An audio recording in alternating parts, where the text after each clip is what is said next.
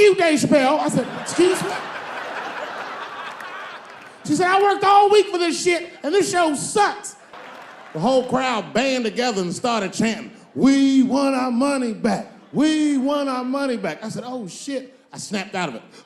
Good people of Detroit, hear me now. You will never get your fucking money back.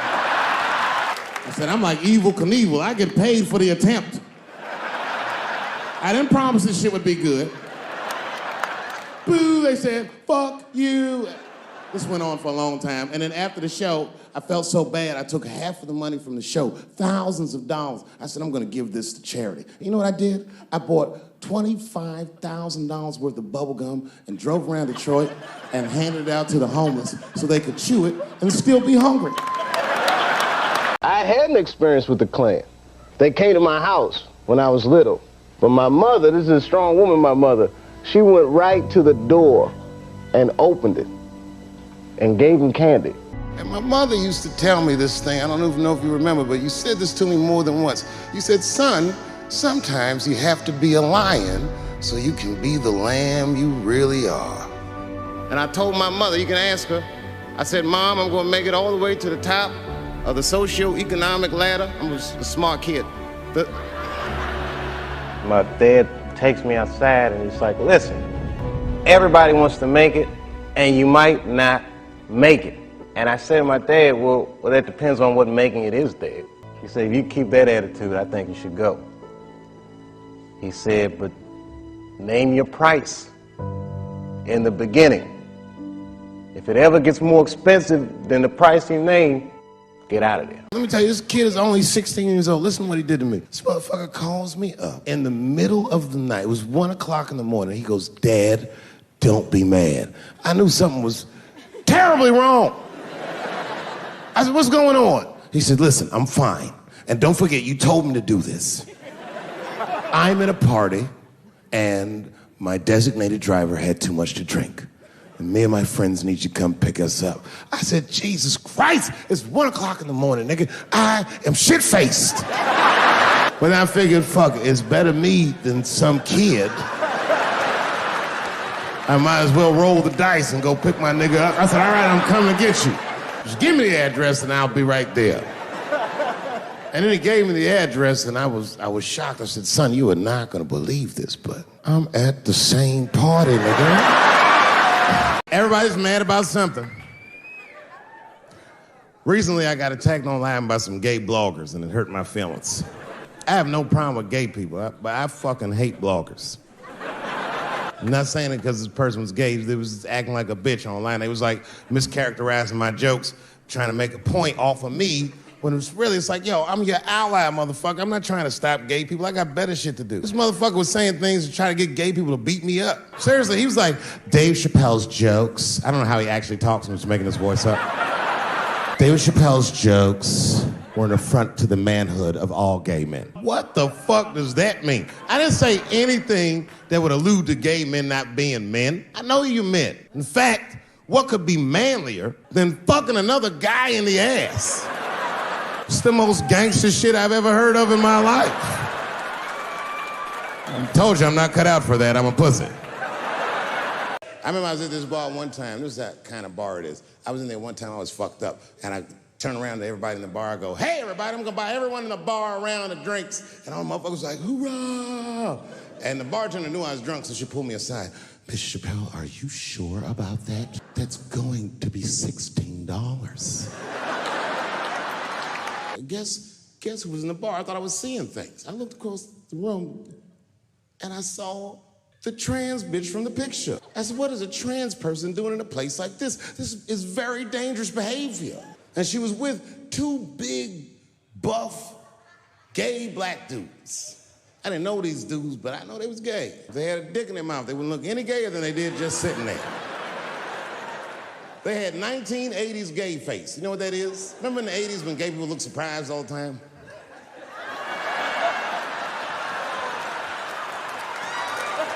Only reason I bring him up is because, you know, he's about to play football again. You didn't know that? The NFL was told by a federal judge that they had to reinstate Ray Rice because he was transparent with their investigation. He told them exactly what he did. And they can't just change your ruling just because the tape came out. I get it. That's like if I'm hanging out with my buddies and I'm like, hey guys, guess what I did last night? I fucked this big fat girl I met at the club. And they're all like, oh shit, Dave, that's crazy. And then they see a tape of me doing it and they're like, we can't hang out with you anymore, Dave. That's not what this crew is all about. I'd be like, what? I told y'all what I did. What's really fucked up is the tape was made before they were married. Isn't that weird? I don't know why she'd do that. I don't even know why he would do that. As a guy, would you want to live with a woman that you had once punched in the face with all your strength? That's some very bold color purple type shit. Sealy, come out here and shave me. Can I ask you a weird question? I don't want to make you feel uncomfortable. You don't have to answer it, and if it doesn't go well, we'll just edit it out anyway. Is it weird to be the only white people in a row?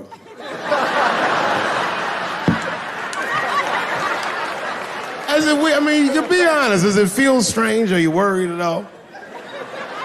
Give me your money, motherfucker. I'm just fucking around. I was gonna say. This guy got ice in his veins. He didn't even buckle. I've given this a lot of thought. I don't see any peaceful way to disarm America's whites. There's only one thing that's going to save this country from itself. Same thing that always saves this country from itself. And that is African Americans. Right. And I know the question that a lot of y'all have in your minds is, should we do it? Yeah, fuck yeah, we should do it. Listen, no matter what they say or how they make you feel, remember, this is your country too. It is incumbent upon us to save our country.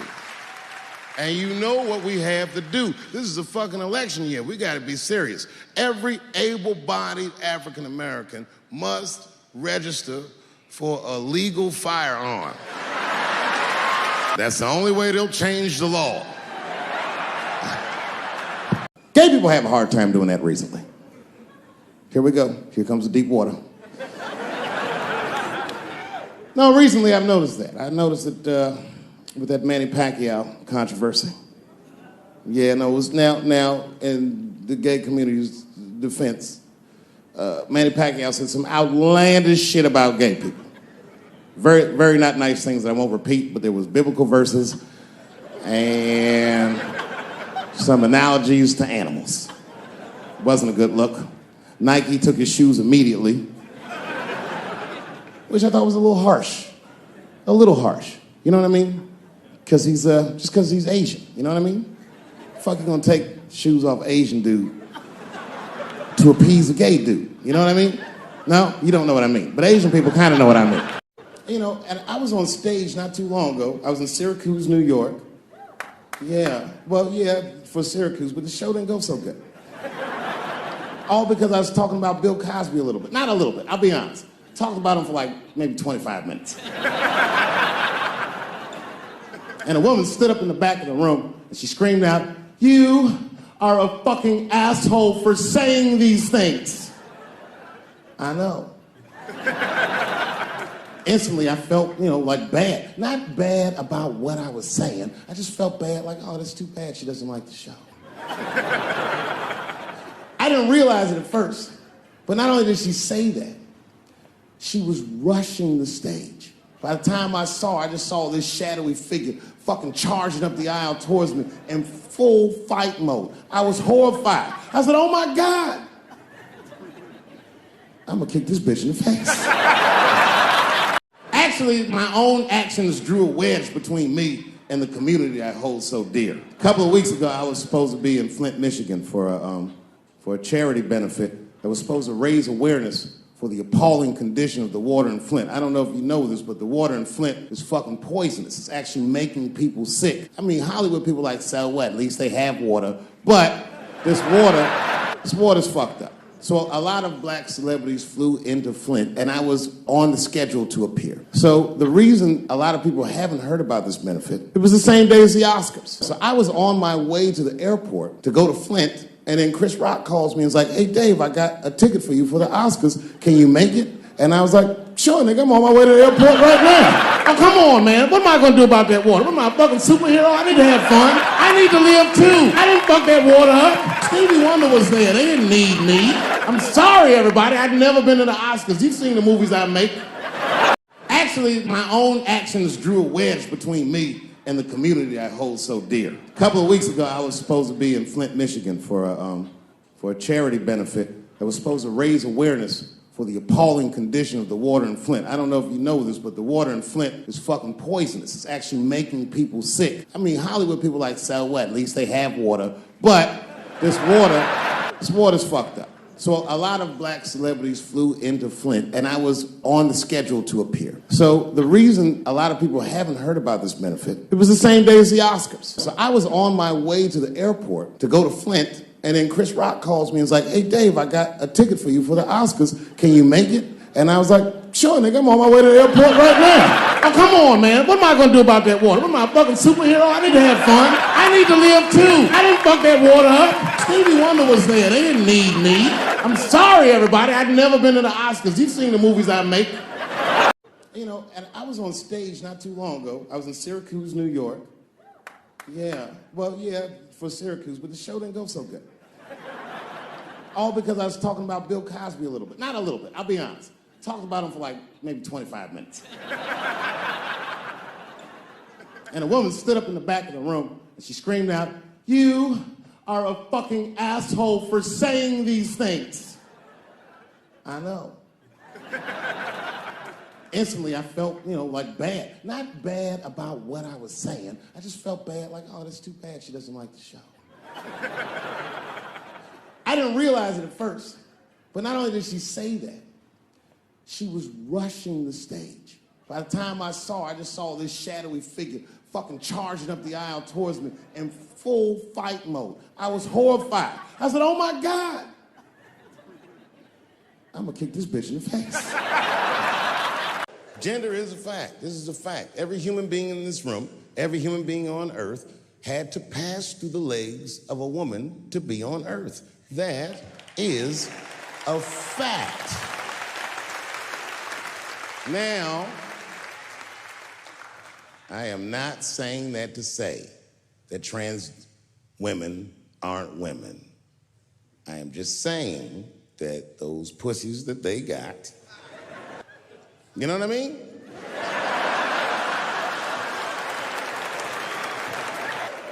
I'm not saying it's not pussy, but that's like beyond pussy or impossible pussy, you know what I mean? It tastes like pussy, but that's not quite what it is it? It's not blood, that's beet juice. Oh, buddy, I'm in trouble now.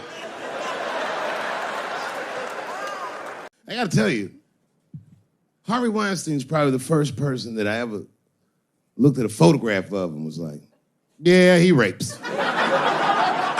Not sure this motherfucker has a choice. Not a handsome man. A lot of meat and extra skin on his face. Yeah, he's ugly. You know the sad part is, he's done so well in life, he probably doesn't know he's ugly. You know, when you're good looking, everybody will tell you, oh, you look wonderful, you're so great looking. But when you're ugly, you gotta figure that shit out for yourself. It's a lot of putting clues together through the years. Why am I not getting in the club? I got all the right shit on. If it was Brad Pitt doing that shit, he wouldn't have heard a peep. The girl would just come back down like, I got the part.